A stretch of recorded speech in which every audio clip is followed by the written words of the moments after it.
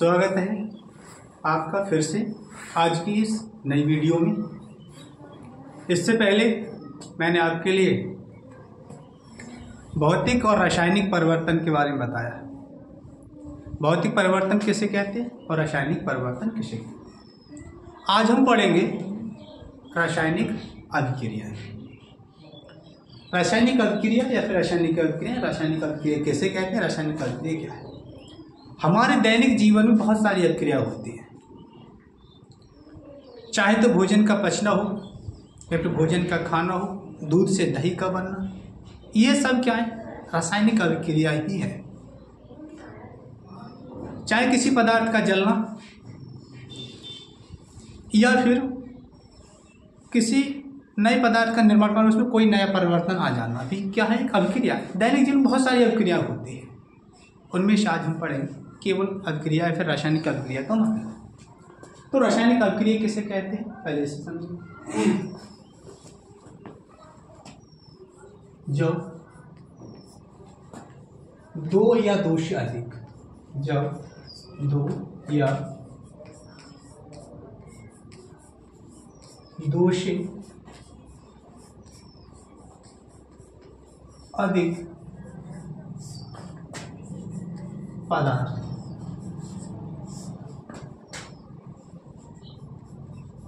आपस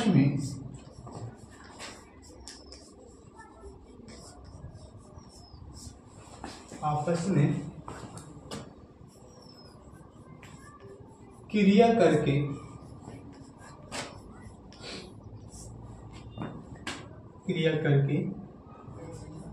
नए पदार्थ बनाते हैं, नए पदार्थ बनाते हैं, तो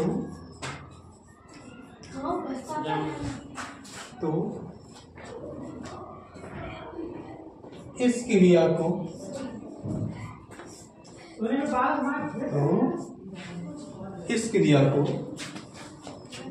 रासायनिक अभिक्रिया कहते हैं। तो इस क्रिया को रासायनिक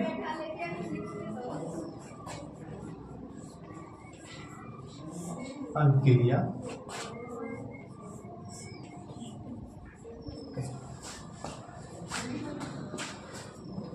जैसे इस परिभाषा को समझेंगे, उसके बाद में रासायनिक समीकरण बताएंगे। जब दो या दो से अधिक पदार्थ आपस में क्रिया करके, दो बार लिख दिया, आपस में क्रिया करके नए पदार्थ बनाते हैं, तो इस क्रिया को रासायनिक अभिक्रिया कहते हैं। क्या कहते हैं, जब दो पदार्थ हैं और आपस में क्रिया करें, फिर नए दो या दो से अधिक पदार्थ बनाएं, तो इसी क्रिया को कहते हैं रासायनिक अभिक्रिया। अब रासायनिक अभिक्रिया को हम लिखते कैसे हैं, हमने जैसे मान लीजिए हम सोडियम हाइड्रोक्साइड की अभिक्रिया कराएंगे। सोडियम हाइड्रोक्साइड की अभिक्रिया करा दो HNO3 के साथ नाइट्रिक अम्ल। ये है sodium hydroxide, sodium hydroxide, sodium hydroxide. ये नाइट्रिक अम्ल है, ये नाइट्रिक। इनके साथ अभिक्रिया कराएंगे, Na की अभिक्रिया इसके साथ कराएंगे तो बनेगा आपको NaNO3, इनकी सोडियम नाइट्रेट।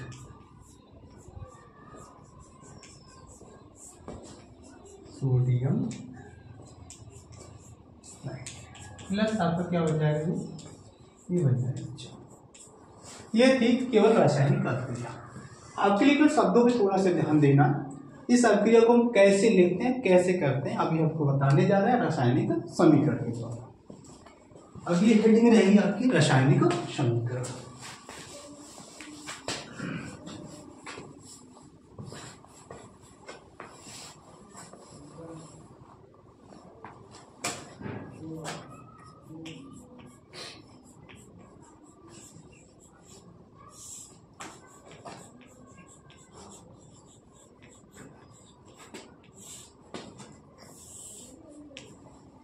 रासायनिक अभिक्रिया के बाद में हम पढ़ेंगे रासायनिक समीकरण।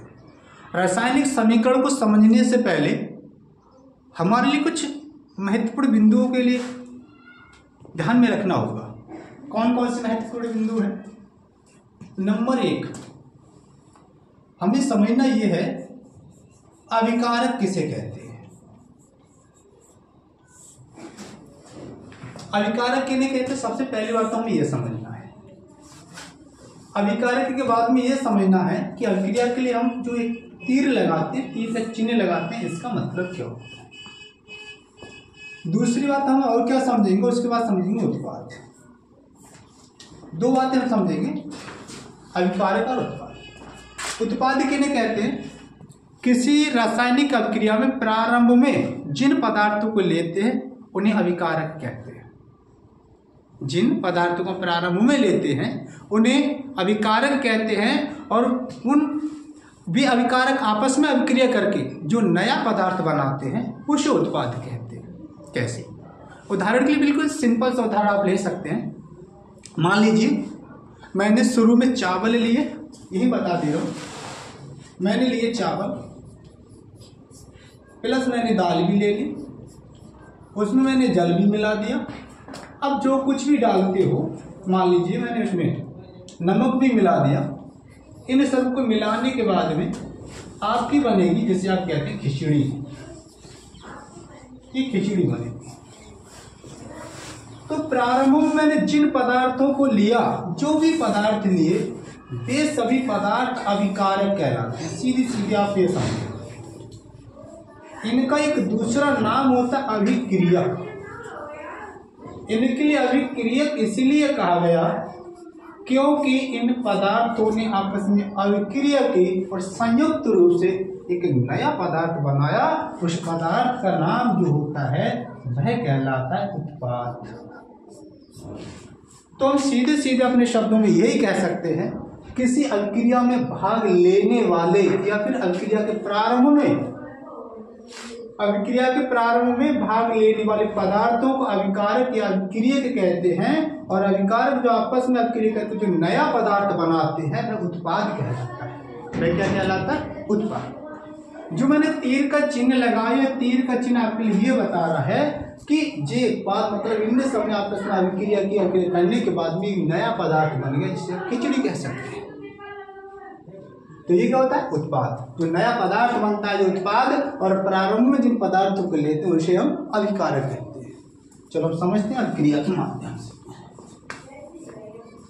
दोनों चीजें शायद उम्मीद है समझ में आ गई होंगी। तीर का चिन्ह क्यों लगाते हैं, एक तीर और बता दे रहा हूं, केवल हम सिंगल तीर क्यों लगाते हैं, सिंगल तीर क्यों कब लगाते हैं और डबल तीर कब लगाते हैं, ये भी बता दें। उसके बाद में आगे देखते हैं, समीकरण देखते कैसे, ये भी बता दें। ये तीर होता है, ये वाला तीर, ये तीर होता है अनुत्क्रमणीय अभिक्रिया को बताता है।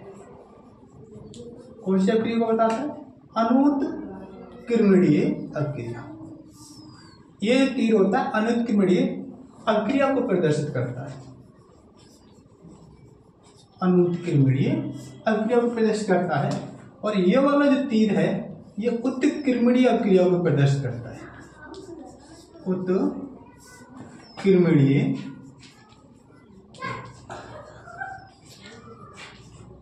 उत्क्रमणीय अभिक्रिया को प्रदर्शित करता है।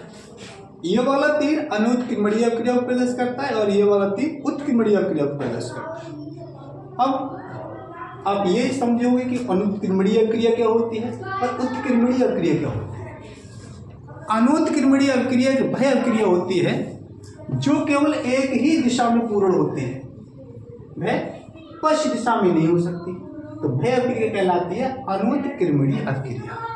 उदाहरण के लिए, जैसे अगर मैं आपसे ये कहूं ये लो कागज, आप इसे जला दो, आप जला देंगे। जलाने के बाद में वह ऊष्मा में, धुआं में और राख में परिवर्तित हो जाएगा।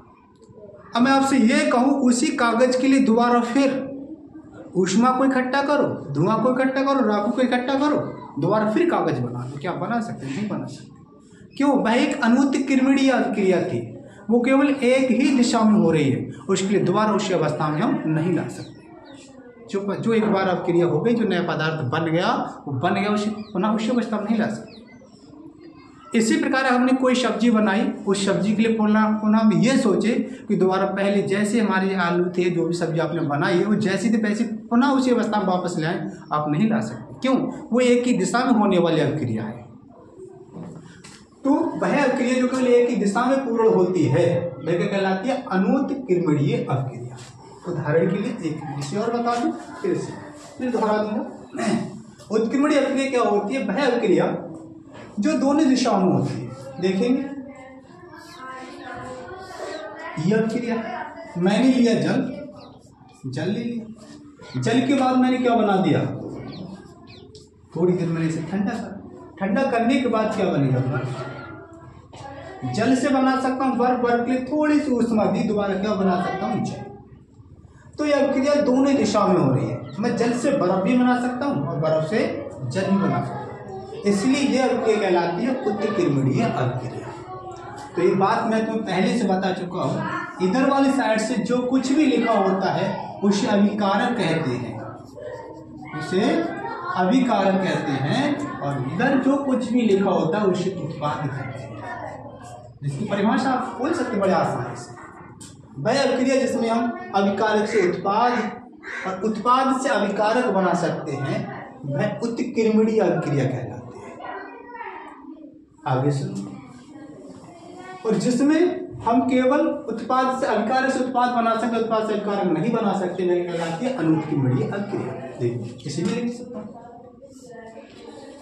मान लीजिए मैंने दूध लिया, दूध से मैंने सीधे सीधे दही बना दिया। मैं चाहकर भी यह सोचूं कि दूध से मैं दूध से दही बना दिया, दही से दोबारा दूध बना दूं, नहीं बनेगा। इसलिए मैं ये वाला निशान लगाता हूँ।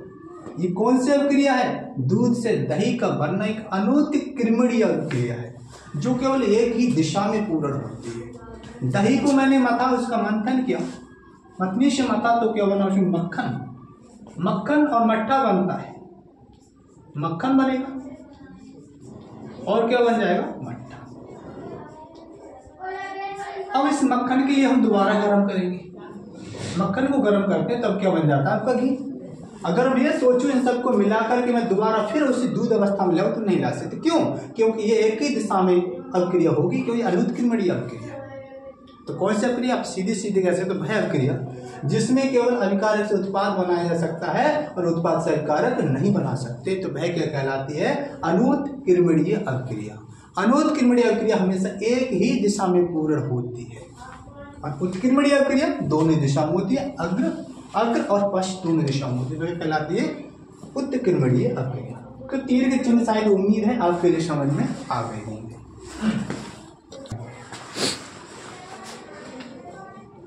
तो तीर का मतलब आपको समझ में आ गया। अब अभिक्रिया वास्तव में मैं बताने की कोशिश ये करूंगा रासायनिक समीकरण क्या होते हैं। रासायनिक समीकरण होती है किसी रासायनिक अभिक्रिया को प्रतीकों तथा सूत्र के रूप में लिखने की विधि रासायनिक समीकरण कहलाती है। या फिर किसी रासायनिक अभिक्रिया होने के बाद जो रासायनिक अभिक्रिया में जो अभिकारक भाग लेते हैं उनको सूत्रों के रूप में लिखना और प्रतीकों के रूप में लिखना ही क्या होती है? वो समीकरण होती है। पहले जो हम लिखते थे पहले शब्दों के रूप में लिखा जाता था, तो शब्दों के रूप में लिखना बहुत कठिन था, तो कठिन होने के साथ साथ उसे लिखने में भी समय लगता था, और उसमें ये भी पता नहीं लगता था कौन सा तत्व कहाँ पर कैसे भाग ले रहा है। तो पहले हम समझ लो इसकी परिभाषा, तो इसके बाद में समझ। किसी रासायनिक अभिक्रिया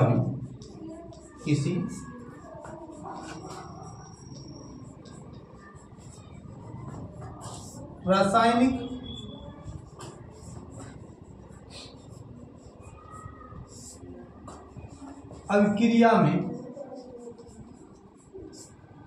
भाग लेने वाले किसी रासायनिक अभिक्रिया में भाग लेने वाले अभिकारक तथा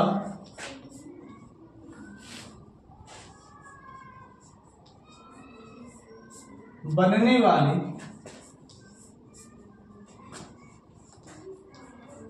उत्पाद को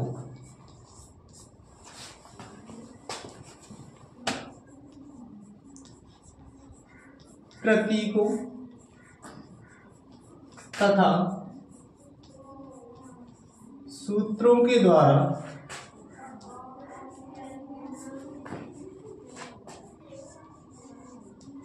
लिखने की विधि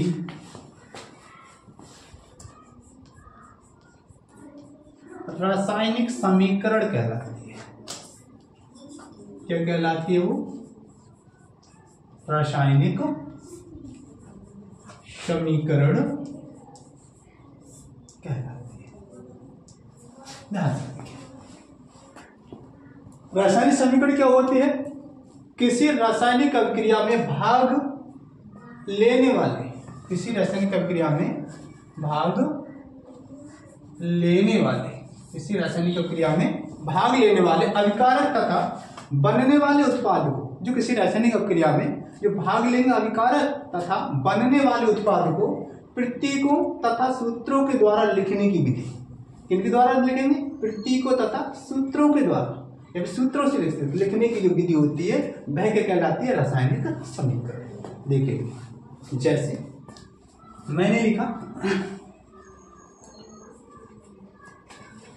जैसे में आप लिख सकते हैं, पहले लिखूंगा ऐसे शब्दों में, शांत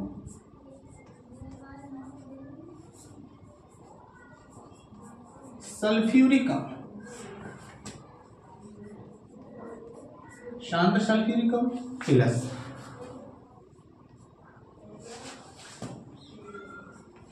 पोटेशियम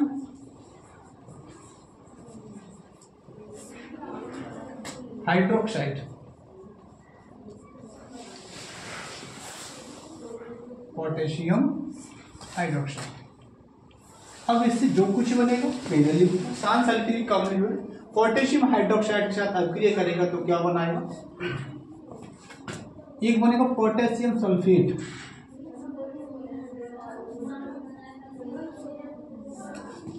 पोटेशियम सल्फेट प्लस, अब आपका बनेगा। अच्छा, तो ये कोई रासायनिक समीकरण नहीं, अब इसे एक रासायनिक अभिक्रिया है। इस रासायनिक अभिक्रिया को मैं प्रतीकों तथा सूत्रों के रूप में लिखूंगा। किसके द्वारा लिखूंगा? प्रतीकों तथा सूत्रों के द्वारा लिखूंगा, तब हमारी ये बन जाएगी रासायनिक समीकरण। क्या बन जाएगी? ये रासायनिक समीकरण बन जाएगी। ध्यान से देखेंगे, शांत सल्फ्यूरिक अम्ल का सूत्र क्या होता है? ये होता है H2SO4। इतना बड़ा नाम ना लिखिए, बिल्कुल संक्षेप में लिखा, प्रतीकों तथा सूत्रों के द्वारा। प्रतीक बनाया मैंने हाइड्रोजन का, ये हाइड्रोजन होता है, SO4 क्या होता है? सल्फेट होता है।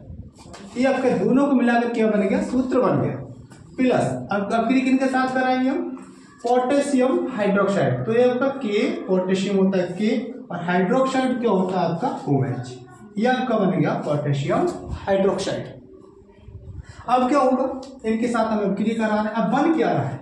ये होगा पोटेशियम सल्फेट, यानी कि पोटेशियम ने SO4 के साथ अभिक्रिया की और क्या बना लिया? K2SO4, यानी कि पोटेशियम सल्फेट। अब H2 इनके साथ अभिक्रिया करेगा तो क्या बनाएगा? H2 बन जाता है। अब यहाँ पर कितने ले लेंगे? यहाँ पर दो क्यों लेंगे? क्योंकि अभी हम संतुलित करनी है, रासायनिक समीकरण को भी संतुलित करना बताऊंगा। पहले आप समझ ये रहे कि रासायनिक समीकरण क्या होते हैं। तो 2 पोटेशियम यहाँ पर है, 2 पोटेशियम आपके यहाँ पर बराबर है, SO4 आपका यहाँ पर है, एक SO4 आपका यहाँ पर, यहाँ भी बराबर है। हाइड्रोजन के देखो 2 यहाँ पर है, यहाँ पर आगे 2 लगाने से हाइड्रोजन के 2 हो गए, तो हाइड्रोजन के देखो यहाँ पर 2 है, और तो हाइड्रोजन 2 यहाँ पर है, 2 यहाँ पर कितने? 4 है, तो इसलिए कितने कर दूंगा? यहाँ पर मैं पूरे 4 कर दूंगा। आगे 2 लगाने से ऑक्सीजन कितने हुए? 2, इसलिए आगे 2 लगाने से ऑक्सीजन के 2। ऐसा इसलिए किया जाता है कि द्रव्यमान संरक्षण का नियम ये है, अर्थात द्रव्य अनुपाती क्रिया का नियम ये है, तो ना तो अभिकारक में, जितने अभिकारक में अणुओं की परमाणु की संख्या होती है उतनी ही उत्पाद में भी अणु या परमाणुओं की संख्या पाई जाती है। अभिकारक और उत्पाद में परमाणु की संख्या बराबर होनी चाहिए, द्रव्यानुपाती क्रिया का नियम है। इसलिए हमने इस अभिक्रिया को वही समीकरण क्या कहलाती है, संतुलित रासायनिक समीकरण। अब आपके संतुलित रासायनिक समीकरण है, संतुलित करना अगली वीडियो बताऊंगा, अभी केवल ये बता रहा रासायनिक समीकरण है क्या। तो अभी सीधे सीधे मैं ये कह सकता हूँ, किसी रासायनिक अभिक्रिया में भाग लेने वाले अभिकारक तथा बनने वाले उत्पाद को प्रतीक तथा सूत्र के द्वारा लिखने की जो विधि रासायनिक समीकरण कहलाती है। पहले शब्दों के माध्यम से लिखते थे, शब्दों से ये नहीं पता लगता था कौन सा तत्व कहाँ कैसे अभिक्रिया कर रहा है। अब उसी रासायनिक अभिक्रिया को शब्दों के रूप में लिख करके प्रतीकों और सूत्र के रूप में लिखा, तो क्या बना, H2SO4 ने अभिक्रिया की, क्या बना है, K2SO4 क्या बना लिया। चलो, ये थी रासायनिक समीकरण। रासायनिक समीकरण इधर वाली साइड से जो इसका नाम आप हाथ मैंने लिख ही दिया है, आपको पता होना चाहिए क्या कहलाता है अभिकारक। ये आपका अभिकारक है, ये रहा अभिकारक, और ये क्या चीज तुम्हारा, इसको मैंने नाम यहाँ पर भी लिखे थे पोटेशियम सल्फेट, तो नाम जरूर लिखो, यहाँ लिख लेना अपने आप में ना। ये रहा पोटेशियम सल्फेट, ये क्या रहा आपका जल। इधर साइड जो कुछ भी बना ये क्या चीज आपका सब कुछ है, उत्पाद है। ये बात आपको समझ में आ गई। ये क्या चीज अभिकारक, अभिकारक में क्या रहा है H2SO4 KOH, और ये क्या रहा आपका उत्पाद है K2SO4 और H2। अब हम आगे ये समझेंगे इस अभिक्रिया के लिए कैसे करते, कैसे अभिक्रिया हुई कैसे, यानी कि किस प्रकार से हमने ये बना दिया, किस प्रकार से अभिक्रिया कैसे हम संतुलित करते हैं, अगली वीडियो में आपके लिए बताएंगे। आज के लिए इतना, जय हिंद।